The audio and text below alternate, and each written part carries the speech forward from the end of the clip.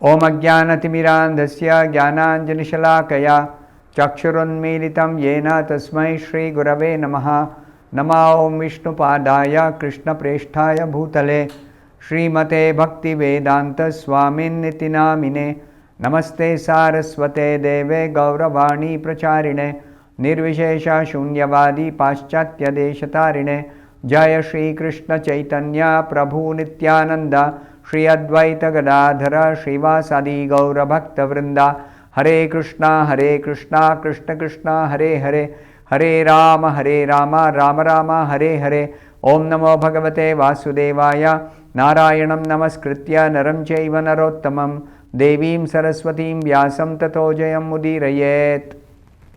In this session, we will be discussing from two verses, the 49th and the 50th verses of the 18th chapter of the first canto of Srimad Bhagavatam. These are the last two verses of this chapter. This chapter is entitled Maharaj Parikshit cursed by a Brahmana boy. The 49th verse, Iti putra kritaghena sonu tapto mahamunihi swayam viprakrito rajnya naiva agham tad achintayat. The translation is, the sage thus regretted the sin committed by his own son. He did not take the insult paid by the king very seriously. Now this is summarizing the incident itself entirely. The whole chapter which is describing this incident leading to Parikshit Maharaj renouncing his kingdom and thereby meeting Shukadeva Goswami and the Bhagavatam being spoken and revealed for the benefit of the whole world. So in the purport, Srila Prabhupada says, the whole incident is now cleared up. How is it cleared up? Maharaj Parikshit's garlanding the sage with a dead snake was not at all a very serious offense. But Shringi's cursing the king was a serious offense. So it's very clear, Parikshit's action which led to the whole incident of cursing by the Shamika Rishi's son, it is not at all a serious offense. And the cursing by Shringi was a very, very serious offense. Now, how is it adjusted? Very nicely it's adjusted. The serious offense was committed by foolish child only. Therefore, he deserved to be pardoned by the Supreme Lord. Because the curse was given by a foolish boy. And a small boy has made a mistake unknowingly, immaturely, foolishly he has done a mistake. So he deserved to be pardoned by the Supreme Lord. Although it was not possible to get free from the sinful reaction. The reaction is, the sinful activity is very, very, very serious. So ordinarily a person cannot get away by committing such a very, very serious sinful activity. A grave sinful activity. Nobody can get away. But this case, specific case, the foolish boy deserves to be pardoned. Now, Maharaj Parikshit also did not mind the curse offered to him by a foolish Brahmana. This is Maharaj Parikshit's personal reaction when he heard that he is going to die within 7 days, having been cursed by the son of Shamika Rishi. So he did not mind at all. On the contrary, he took full advantage of the awkward situation, this clumsy situation in which Parikshit Maharaj had been placed. He took full advantage. What did he do? By a great will of the Lord, Maharaj Parikshit achieved the highest perfection of life through the grace of Srila Shukadeva Goswami. The events that led to Parikshit Maharaj achieving the highest perfection of life. The curse was in no way an impediment for him to achieve the highest perfection. Rather, it became a kind of boon in disguise. They say boon in disguise.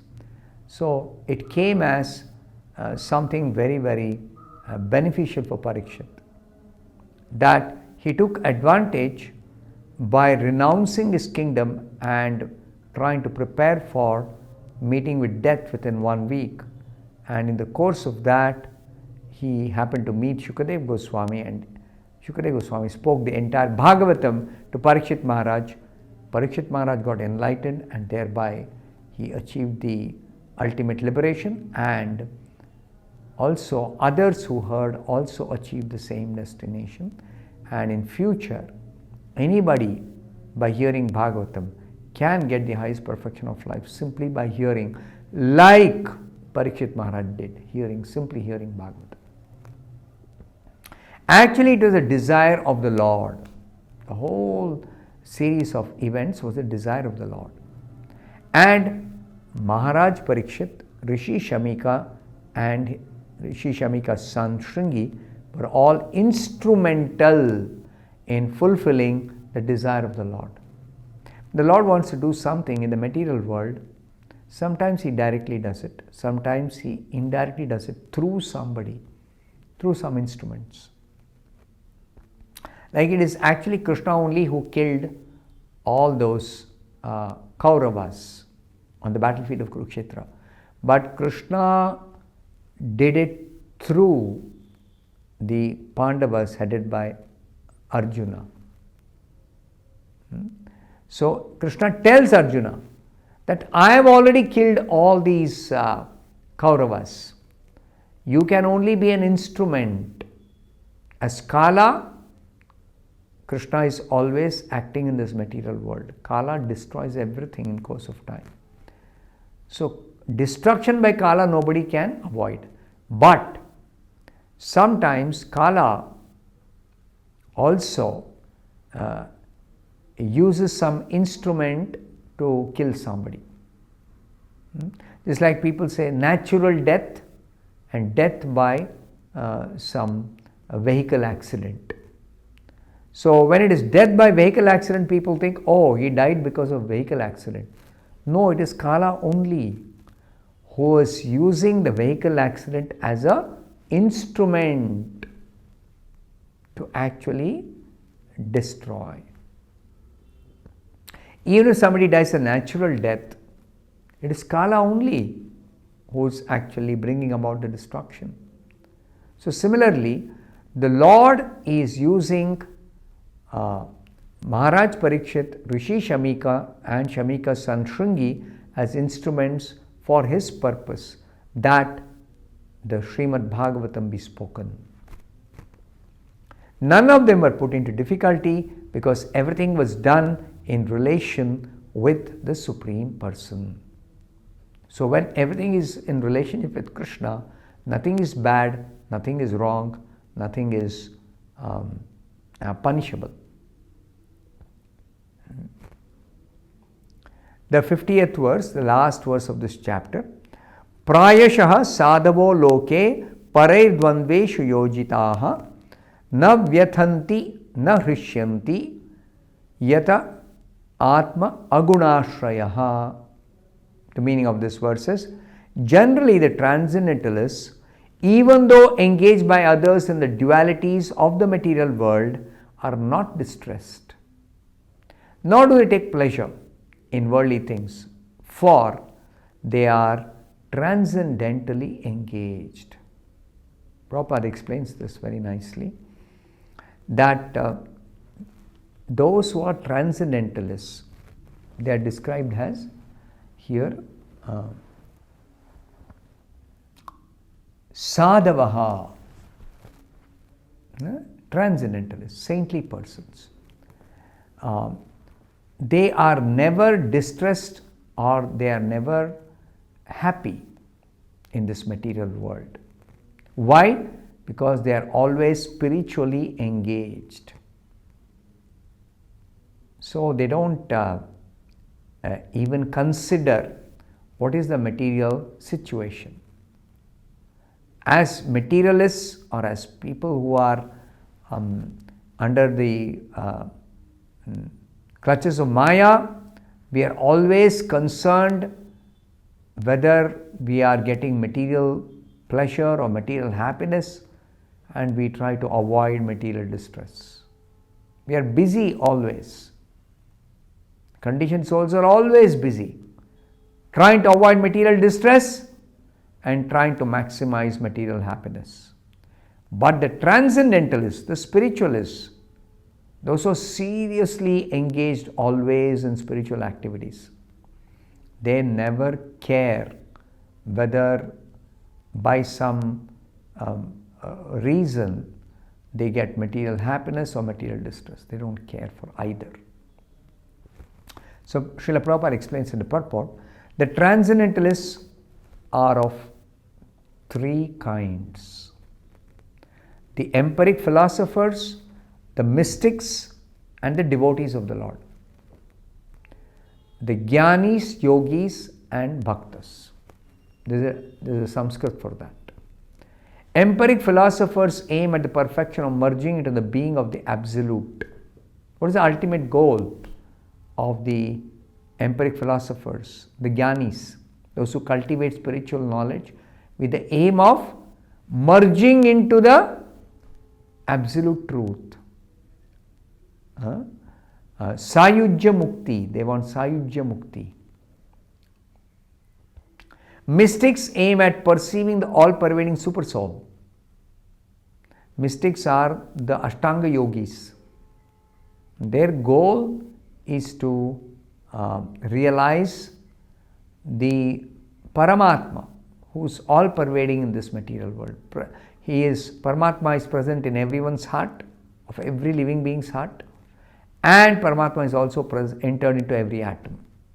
So they want to perceive that Paramatma. This is their perfection, the Ashtanga Yogis.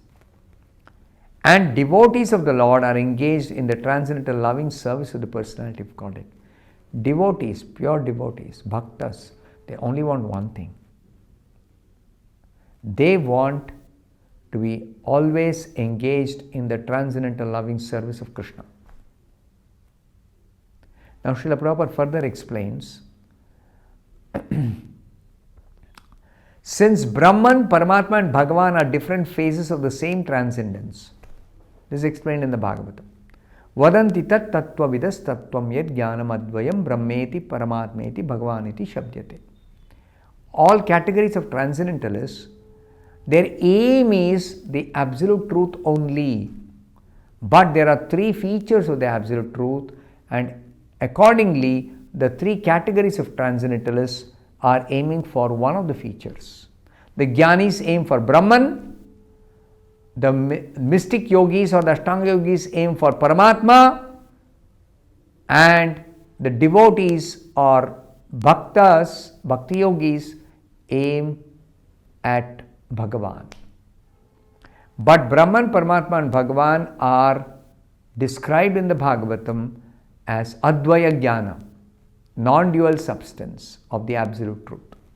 They are all the same. Therefore, Prabhupada says these three categories of transcendentalists are beyond the three modes of material nature. All of them are transcendental to the three modes. Agunashrayaha. Atma, Agunashrayaha. Those are transcendentalists. They are always beyond the modes. Material distress and happiness are products of the three modes. Always, interactions with three gunas produces either distress or happiness. Material distress or material happiness. That's the nature of this material existence. Therefore, the causes of such material distress and happiness have nothing to do with the transcendentalists. Transcendentalists are engaged in spiritual activities, because of which they don't care whether a material situation gives them happiness or distress. They don't care for that, because they neither want happiness nor want distress. What do they want? They want the Supreme. They only want the Supreme. The king was a devotee and the rishi was a mystic. That's why all this is explained. Parikshit Maharaj was a pure devotee of the Supreme Lord. He was a bhakta. And Shamika Rishi was a mystic yogi. So he was, Shamika Rishi was also a transcendentalist, seriously engaged in Ashtanga Yoga practice. That's why he was sitting in trance, trying to fix his attention on the Paramatma within the heart. So therefore, both of them were unattached to the accidental incident created by the Supreme Will. Parikshit Maharaj did not mind the cursing of that boy. Shamika Rishi did not mind Parikshit Maharaj insulting him. Because both are transcendentalists. The playful child was an instrument in fulfilling the Lord's will. Other than these two, the child was simply an instrument in the Lord's plan. So I'll stop here. Thank you very much. Hare Krishna.